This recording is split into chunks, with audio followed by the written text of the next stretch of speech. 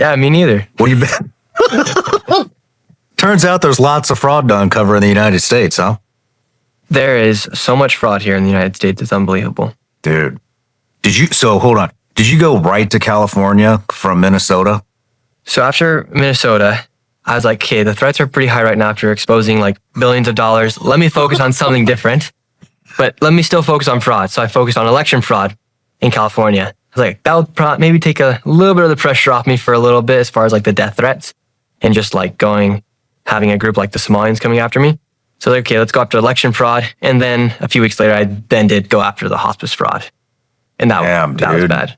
Why'd you pick California election fraud? I'm just curious.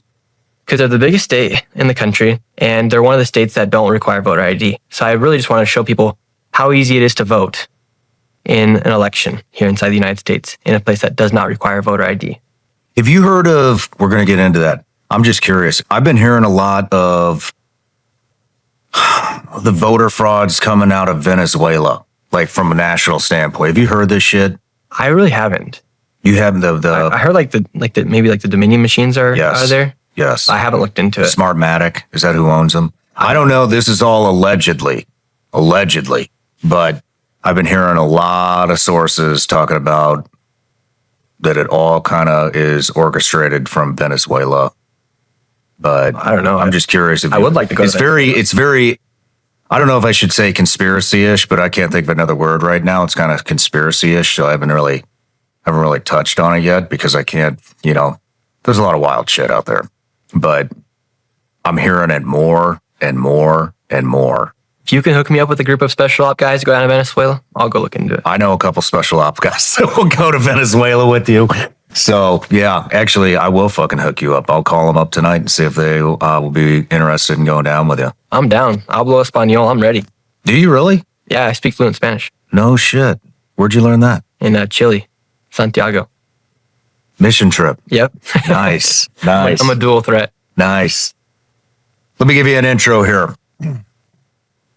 Nick Shirley, a bold 23-year-old independent journalist who's taken the internet by storm with fearless, on-the-ground investigations. Known for exposing stories and the legacy media won't touch, from immigration debates to government waste.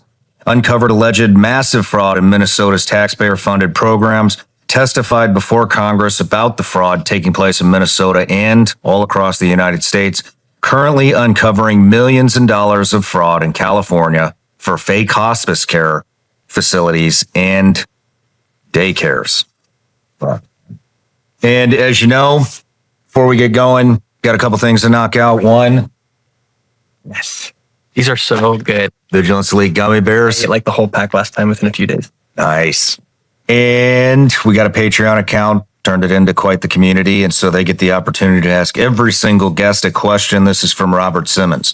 Have you had any luck with any federal investigators taking what you found and expanding investigations? And do you think at some point there will be any real indictments or convictions of state officials who have allowed it or are covering it up?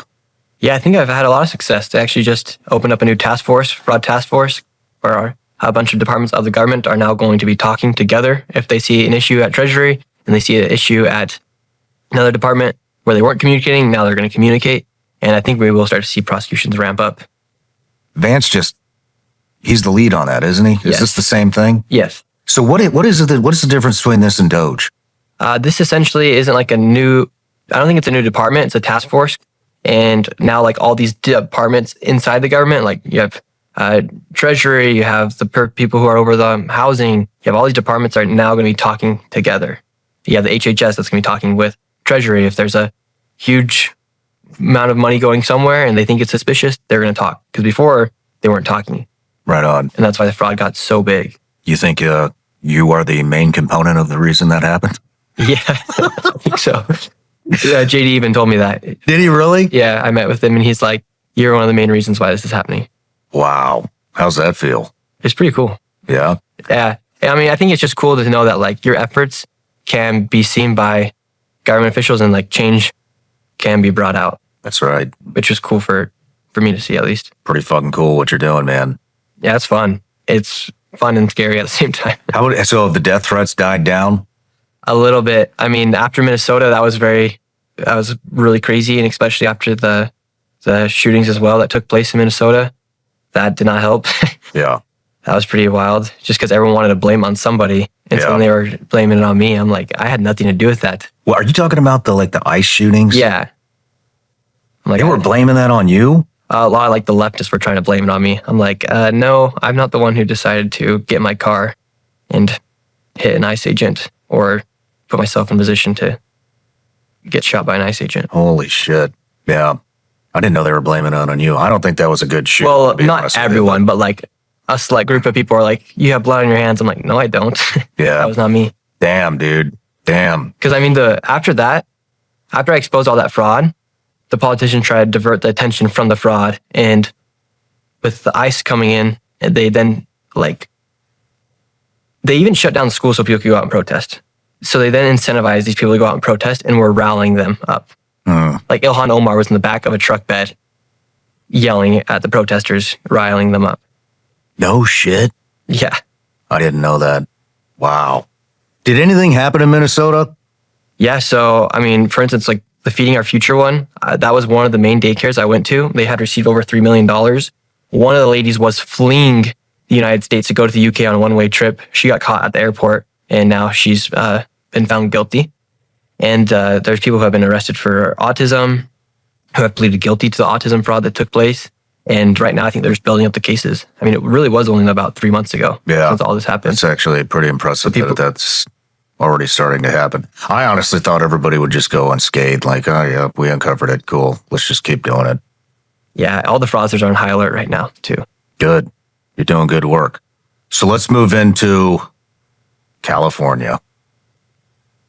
California fraud is so massive, and there's so many different things to look at. When you look at the fraud that's taking place in California, you have Medi-Cal fraud, which is their Medicaid. And for instance, in 2022, they had $108 billion go towards Medi-Cal. The population. What is Medi-Cal? It's their Medicaid. Okay. So each state kind of calls their Medicaid systems or programs a bit different. California's is called Medi-Cal. It's the biggest Medicaid in the United States because they have the most amount of people. But so in 2022, they had $108 billion go towards Medi-Cal. Their enrollments at the time was 3.9 million. Okay. And so then now we're in 2026. The proposed budget for Medi-Cal is now 222 million, and their enrollment's 40 million. So they've only What? Yeah. Hold on. Can you say those numbers again? So 108 million billion for 39.8 million people? 39.9. Shit. So they've over doubled it For 100,000 people. 100,000 people. Well, what's new? What are they getting? That's what we're all wondering. And actually, the population of California hasn't gone up exponentially either. Yeah, I checked it. It's plateaued. I thought it was actually a decline, but it's not a decline. It is a plateau since 2020. Yes. I pulled it up. And so when I was making that video, I looked at this and I said, what is going on here? How is it going from 39.9 enrollments to now 40 million enrollments, yet there's over $100 billion? And then if you look at the surplus, California at one point was operating in a $100 billion surplus before 2020. Now they're operating in I believe around a 20 to $40 billion deficit. So that's an easy place to point to why they're in such deficit and where all the fraud is. So what is going on? Can you say the dates again? So it was 108 billion in when? 2022. 2022. And today in 2026, it's doubled. Yes. Over doubled. The proposed budget's at 222 billion. Holy shit, dude. And the thing with the fraud is they want to make it so big and so complex that it's hard to actually crack down on.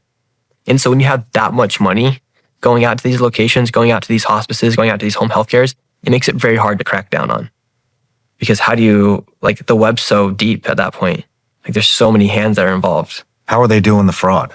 So hospice and home health care, the most valuable thing to somebody over the age of 65 is their Medicare beneficiary number. And that's even more valuable to a fraudster than a credit card. So they get the medical beneficiary numbers of these people, and then they start enrolling them into hospice. And once someone's enrolled to hospice, a lot of people in California don't even know they're enrolled into hospice until they go to the doctor and they need a surgery or they need an appointment and they say, well, we can't help you. You're enrolled into hospice. So then what happens? So these people, so basically their identity's stolen. Yes. Somebody puts them in the hospice program. They need a surgery. They can't get a surgery because They'll be denied. how many people have died because of this? I don't have the exact numbers on that, but I imagine a lot of people get to the doctors and they're like, wait, I had no idea I was on hospice. CBS even reported on it. I mean, what if it's a medical emergency? They're on hospice. You're having a fucking heart attack You're on hospice. or an aneurysm or holy shit. So it's very dangerous, actually. I mean, my grandma, when she was dying, they put her on hospice. And basically that means they're just going to give you morphine if you're not feeling good, or they're going to like treat you, but they're not going to stop you from dying. Like they're not going to do some last minute procedure to make sure you stay alive. So is hospice, what is it? Government aid? What does it cover? So it's underneath Medi-Cal, but it's literally just like hospice is just like home health care to ease your dying. That's what I thought. Yeah, so there's hospice and then there's home health care, where they then actually do stuff to help the person stay alive. It sounds like a really easy thing to fix. Just verify who you're sending the money to. Hey, is so-and-so here? No. Okay. Well, the problem is they then get these like little offices and they just do the billing. They don't have the patient inside of a hospice because they're going out to the homes. Because most of these people are on their deathbeds at their home. Okay. And so it's very hard. Okay. So if you do have that medical beneficiary number, it's super easy to make it look like you're doing stuff. Because it's just a piece of paper that you're signing off and sending to the state, and then they send you the money from Medi-Cal. Okay. Or from Medicare. I thought hospice was actual centers. No. That's why they're able to get away with it. Shit. And that's how they get the medical beneficiary numbers. Then they can just bill people without them even knowing. How'd you figure this? How did you figure all this out? Well, after my Minnesota video, it like surged the country to go look for fraud. Mm-hmm. And I was kind of nervous to tackle California because I was worried like, okay, if I post a video, Gavin Newsom's probably going to try to sue me. Because Dr. Oz went and did it. He's the head of CMS. So he went and showed that here in California, there's 1,000% increase in these hospices. Armenian and Russian mafias are running these hospices. And so I knew there was something there because literally the head of the CMS is going there and talking about that. And so then I started looking into all the data. After my video, the HHS actually released the databases of the HHS to then, you could go then scan through it. So then I started going through that data and I located these hospices. I said, okay, I'm going to go see what's happening at these. And it turns out that they are they're just a bunch of plazas in this place called Van Nuys in California, in LA, that just have literally 10 to 89 hospices in one building. Dude, this is just like the Minnesota shit. Yeah, it might even be worse. Because 1/3 of the hospices in America are in LA County. 1/3 of the hospices in America are in LA County. I believe so, yeah. Like one in every $10 for home health care goes to LA County. It gets really bad. Whoa, dude. Holy shit. 89 in one building? 89 in one building. What does that look like? They're literally these plazas or just these buildings that you maybe drive by and don't think anything of because you've never seen anything ever happen to them. Well, there's a little hospice in a room that's like 8 by 8. And you knock on the door and nobody's there. You can even open the door. And there's nothing in it. And then if someone is in it, it's literally like one desk. And it's one of these, usually Armenians, especially in California. And then you drive out and you walk outside the parking lot and you got like M8 competitions. You got G-Wagons. You got Cybertrucks. You even have $200,000 Maybachs. Like these fraudsters are living in complete luxury. This is Russian mob that's running this. Russian and Armenian. So I stroked the Armenians, apparently. The Russians actually got a hold of somebody who knew my mom and said, they called, and then that person then called my mom and said, the Russian Mafia wants me to tell you to make sure Nick doesn't come poking around our fraud. Like, that's not a joke. We were driving in LA. I was working on a separate video. Somebody called my mom And she apparently knew some people in that, and she had my mom's phone number. She called my mom and said, the Russian mafia wants to make sure to let you know to have Nick not come snooping around our businesses. How's that make you feel? I was like, well, I'm probably not going to go check out the Russians. But it is scary because like the Somalians, they were threatening me publicly. Like they had their people talking in these chats. They were out doing this press conference. It was like they're trying to sell a book. Like they're like Gavin Newsom out. They're trying to sell his own book. These people are doing press conferences and whatnot. The Armenians and the Russians, they're a lot smarter than that. They're not going to be doing these press conferences about trying to protect their fraud. And so they're going to work in a lot quieter way. So that was very scary when my mom did get that phone call. How's your mom take that? Like now, we're not like used to it, but it's like, okay, Nick, we need to be cautious. Which isn't fun. Good, man. That was a little crazy, not gonna lie. Yeah, that's serious. Yeah, that was serious. I mean, that's serious. Because I mean, these people, like you talk about like the mafia or gangs, like it's real. Like there's certain parts in America where mafias or gangs do have control. But you don't see it as blatantly because they're not rolling around like armed gangs in a favela. It's more so like these are the people who take command and everyone knows it and it's just kind of how it's been and they can kind of blend in. Man. Well, it's out now. Yeah, it's out now. So hopefully nothing happens. Sheesh. Have you talked about this anywhere else? No, you're the first one actually. Oh, great. It's great. No shit. Yeah. That was intense, honestly. I really like that night I was just sitting in my bed just thinking, yeah, the Russian mafia knows like we're on to them or that people are on to their scams and their fraud. And they're literally making phone calls to make sure I don't come snoop around the fraud that they've been able to get away with for so long. Damn. But you've been talking about this Mm-hmm. pretty openly. I mean, it popped up on my radar. Yeah, because I mean, I'm doing a public service to the country to try and expose fraud wherever it may be. And I don't care if you're Russian, Armenian, Somalian, American. Like, if you're committing fraud, you're stealing from hardworking, legal taxpayers. So, either stop committing fraud or you're going to get exposed. So, what is that? How long ago did you expose this? The Minnesota or Armenia? No. The California stuff. I filmed that back in February. February? Yeah. What has the response been from everybody else other than the mobs?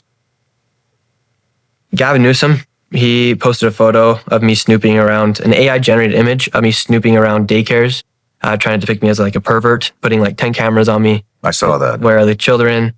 The overall response, though, has been a lot more positive compared to Minnesota because people are realizing, oh, this is like a systemic problem here in the United States. Mm-hmm. This isn't a right or left issue. Like each one of these tax dollars is our tax dollars. So the response has been, I'd say, even better because people are now seeing like, oh, okay, this is like a big issue. Yeah, I mean, I remember last time you were here, there was an estimated $600 billion in fraud in the U.S. alone. Yeah, 3 to 7% of each tax dollar goes towards fraud here in the United States. How much? 3 to 7%. So that means that each American is working 25 days out of the year to pay a fraudster. Wow. Has there been any response from the California government on this? Other than you running around with a bunch of cameras? They're trying to act like Gavin Newsom did this and that to stop hospices. I think like back in 2021. But the problem is you can go and sign something, but if you don't actually stop the bleeding, that means nothing. Because there was an over 1,000% increase. There's 1,500 hospices in LA County alone. And yeah, good job. You cracked down on 50, 70 of them, but you have a lot more to crack down on and you didn't stop the bleeding. It's similar to Minnesota where they had a 10,000% increase in funding for autism, yet there wasn't a 10,000% of children with autism. So like these governors like to act like they're doing stuff, but they actually never stop the bleeding. And that's where all the fraud is taking place. Like stop the bleeding and then maybe you can say I did something. But until then, like you're just as complicit as these fraudsters because you know what's happening, but you don't stop the bleeding. How many buildings did you go to that were doing this? 89 in one building? I mean, 89? Yeah, so CBS reported on the 89 one. I just went to about an area, probably about 2 square miles. And within there, there's the one motel-like building that had like 15 of them in there. There's another one that had about 8 inside of it. There was another one that had, it started off as an adult daycare that then transformed themselves into a hospice and a home health care. So they just got in on all the goods. And altogether, probably around 10. 10 different buildings. 10 different buildings. What are these people saying to you when you bang on the door, when you approach them? Do they speak English? Some of them do. A lot of them aren't there. And I say, one guy was there and he said, he's like, I've been in this business since 1990 something. I'm like, okay, then what's the justification for 1,000% increase since you've been in it for so long? And he can't even answer the question. In fact, he blames Dr. Oz.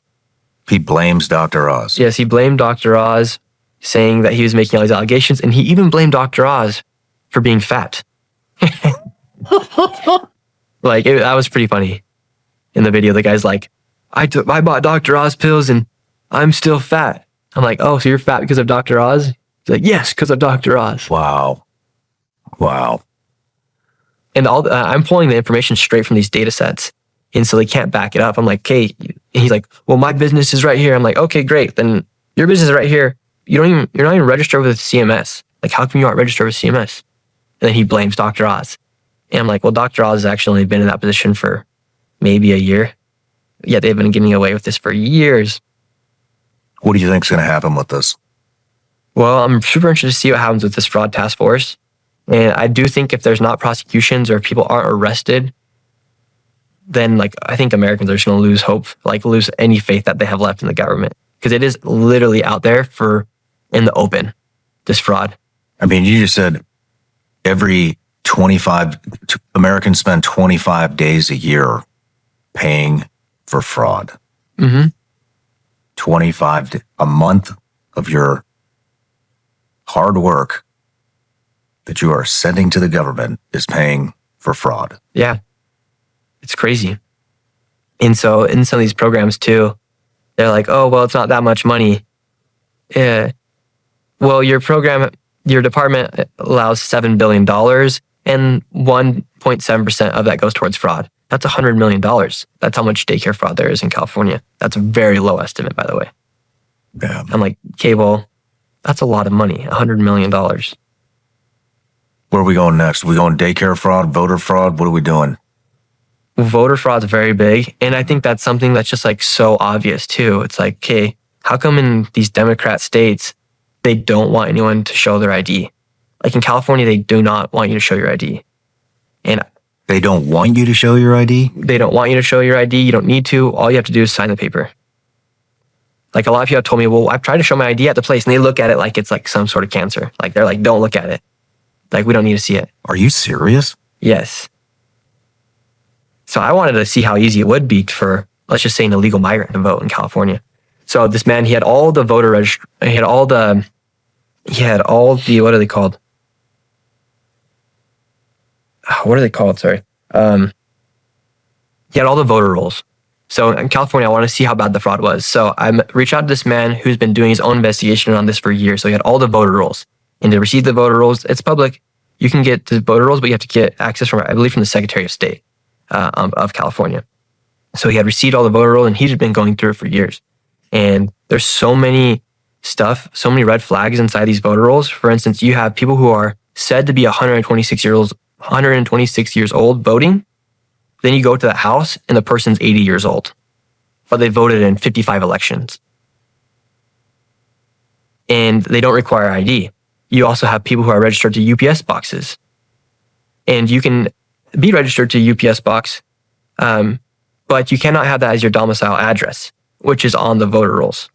So a lot of people had their addresses to these UPS stores and to these PO boxes, and you can't actually do that.